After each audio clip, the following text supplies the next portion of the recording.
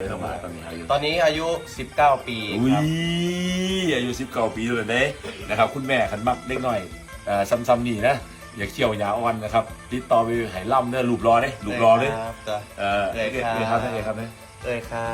บ คุณป่าครับ ป้าครับบักลาอยากได้ฟุตไหมครับ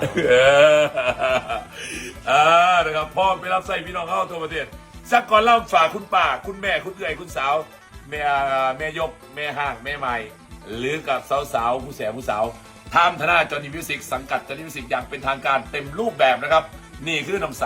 ไส้หมอลำสิงและกะบอกเลยว่าหนาเวทีน้องมันจวดมากเลยอ้าวสักก่อนล่ำให้ไอ้จวดเนี่ย ก่อนเด้อพี่น้องเด้อวันนี้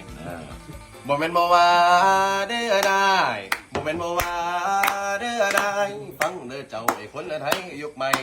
ฟังเด้อเจ้าไอ้คนไทยยุคใหม่ตกสมัยเสมอขีดคิ้วเขียนตาไตบางค้านำมาเขียนอีกแน่พอเงินแม่ว่าไปเฮ็ดหลายงานน่าสงสารแต่ผู้หาเงินให้เบิ่งเพื่อนใส่กระปานมีลงพิมพ์สื่อแป้งคิมไปถ้าอวดผู้บ่าวได้ยินข่าวว่ามีหมอลำเขาบอกกินจักคำเฝ้าโทรหาหมู่ไป